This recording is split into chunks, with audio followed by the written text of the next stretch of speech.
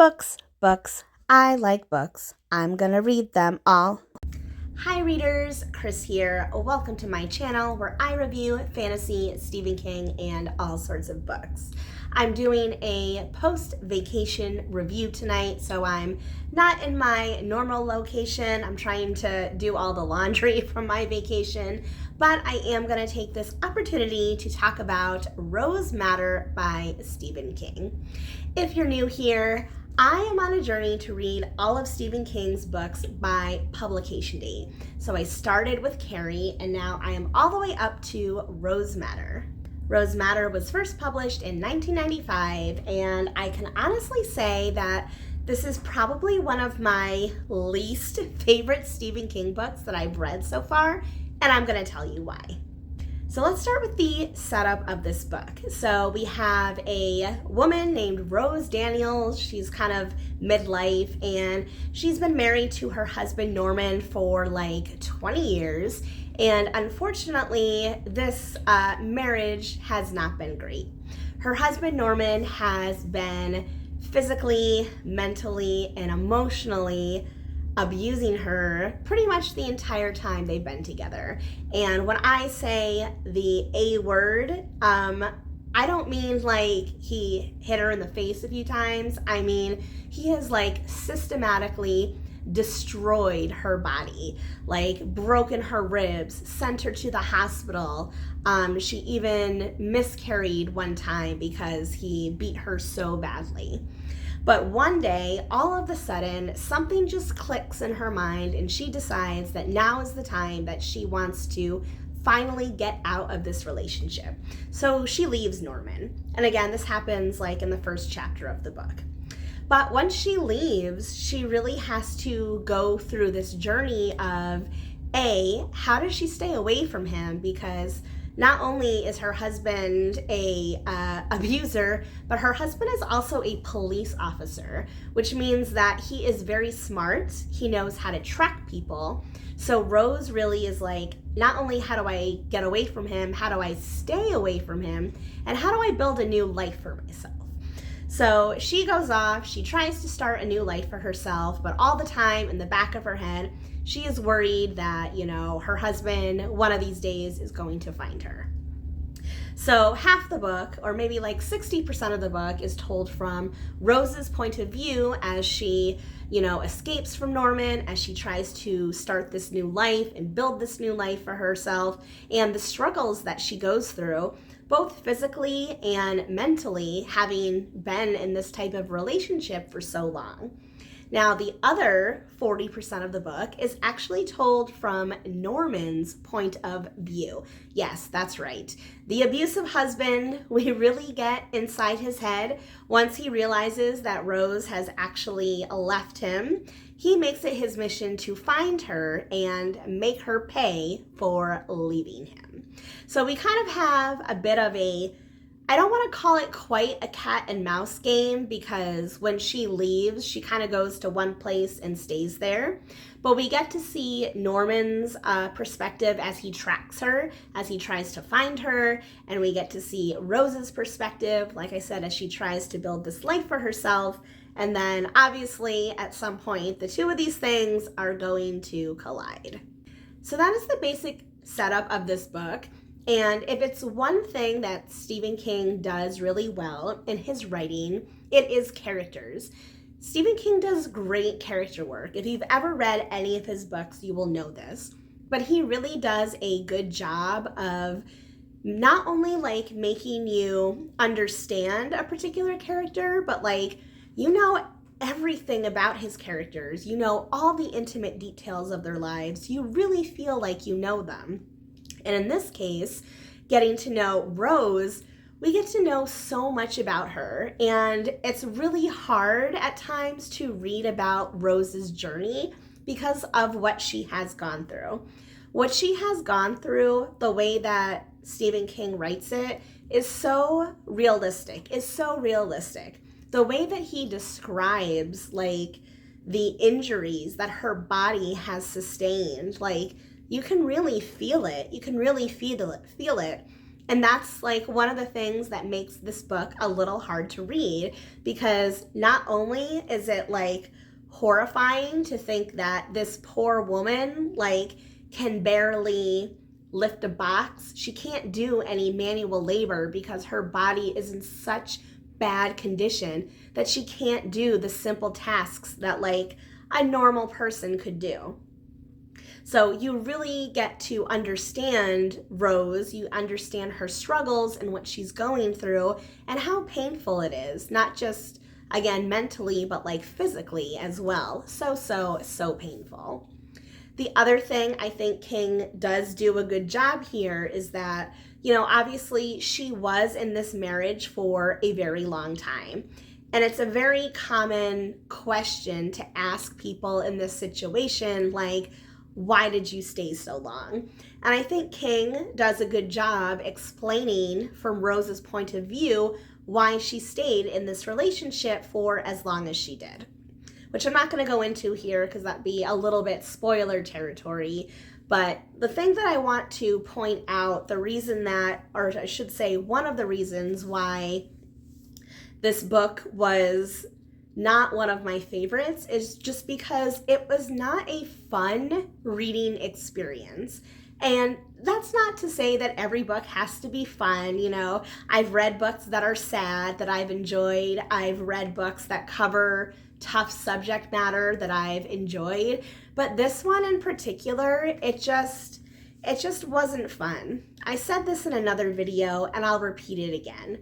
You know, all of Stephen King's books about monsters, you know, Pennywise the Clown, The Stand, The Dark Man, like whatever you want to say, I feel like this story is more horrifying than any monster tale because this is real life.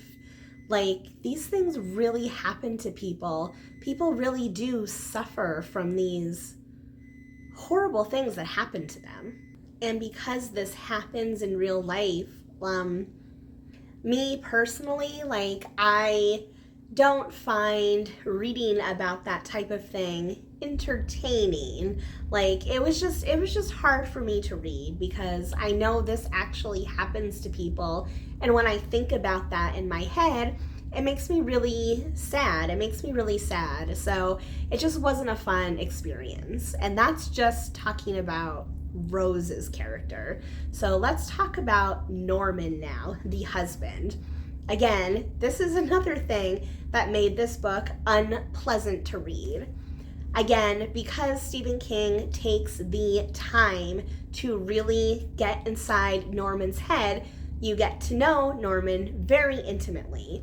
You get to know his past, his background, what kind of cop he is, you know, what he appreciates in life. And then also when it comes to him being the one that's, you know, hurting Rose because he's psychotic, because you would have to be a psychotic person to harm another person in this type of way. King really goes into detail, like explaining the way that Norman takes pleasure out of like harming his wife. So one example is he likes to bite.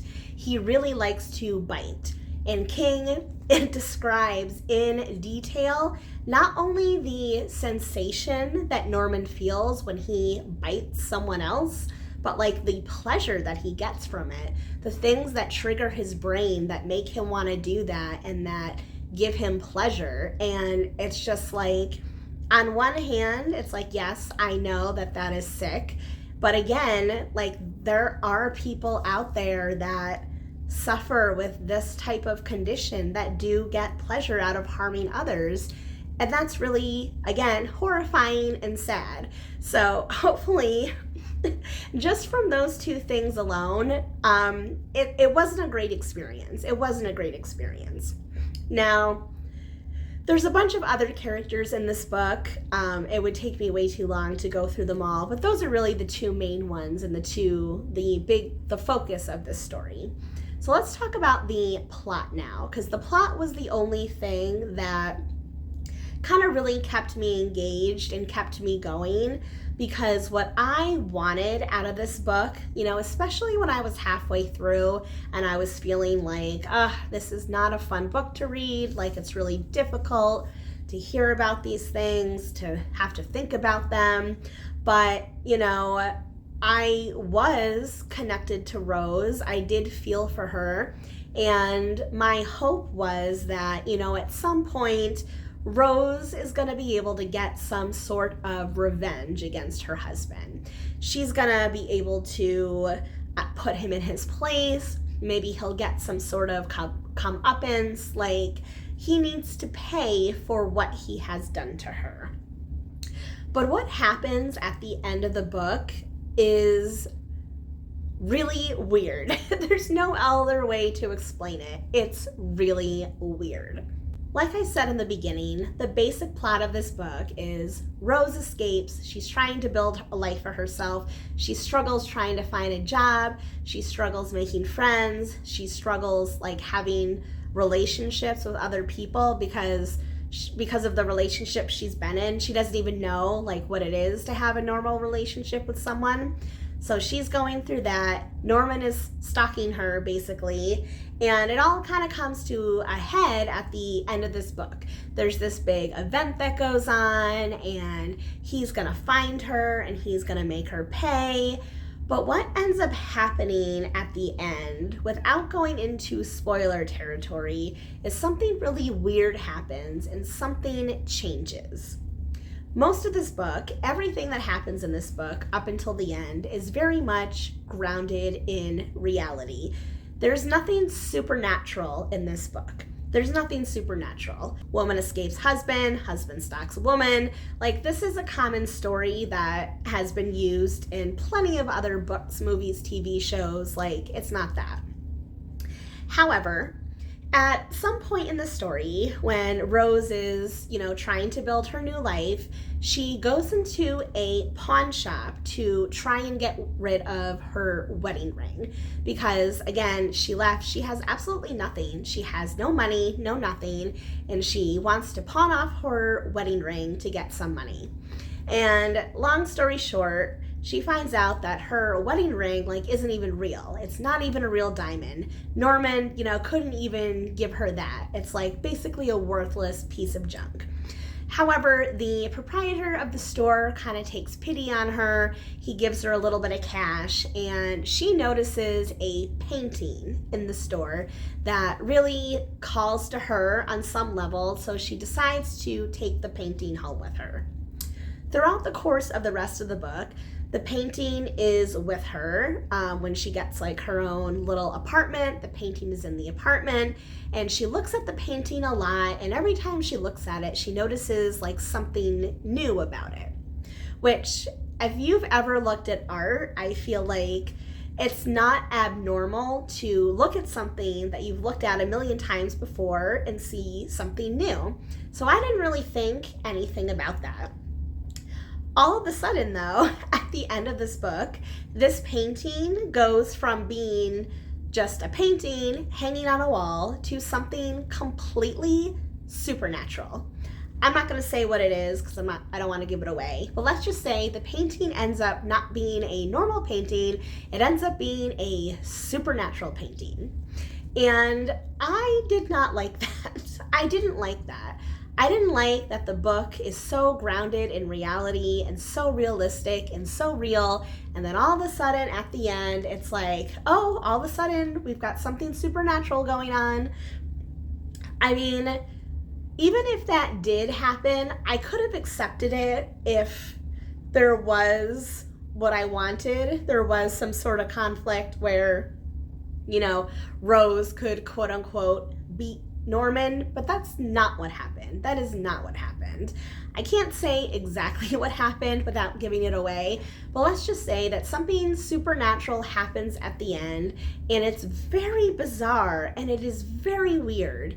And when I read it and I got to the end, I just remember putting the book down and kind of being like, what the heck was that? What did I just read? It didn't make any sense. There's nothing else in the book that is supernatural except for what happens with the painting at the end. And I don't like when something supernatural is just like randomly thrown in with no warning. It just felt super random to me. It felt like it didn't really fit with the story. And I don't know, to me, it didn't make a lot of sense.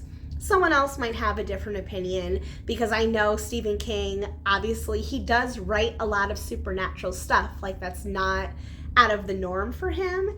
It's just this book wasn't supernatural until the end. So I didn't like that. I felt like that was just kind of tacked on and thrown in there, and it did not make a lot of sense to me.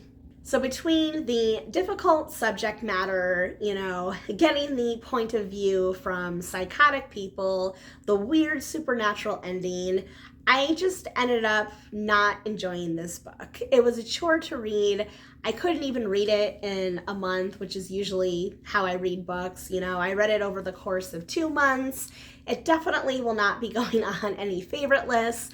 It might be going on a worse list. I don't know. We'll see how the rest of the year goes. But I have read a lot of Stephen King books up until this point, and this one is definitely not one of the better ones. So if you are a fan of Stephen King and you haven't read Rose Madder, I'd say you could probably skip this one because there are so many better options for you. Misery, Gerald's Game, It, The Stand, so many better options. So unless you are a crazy person like me that wants to read everything he's ever read, you can skip this one. That's all today for my review on Rose Madder. If you read this one, I would love to know if you agree with me or if you like this one. Definitely tell me why in the comments section below. And as always, if you like this video, please give it a thumbs up. If you're not already, please subscribe to my channel for more bookish stuff coming your way soon. All right, everyone, happy reading.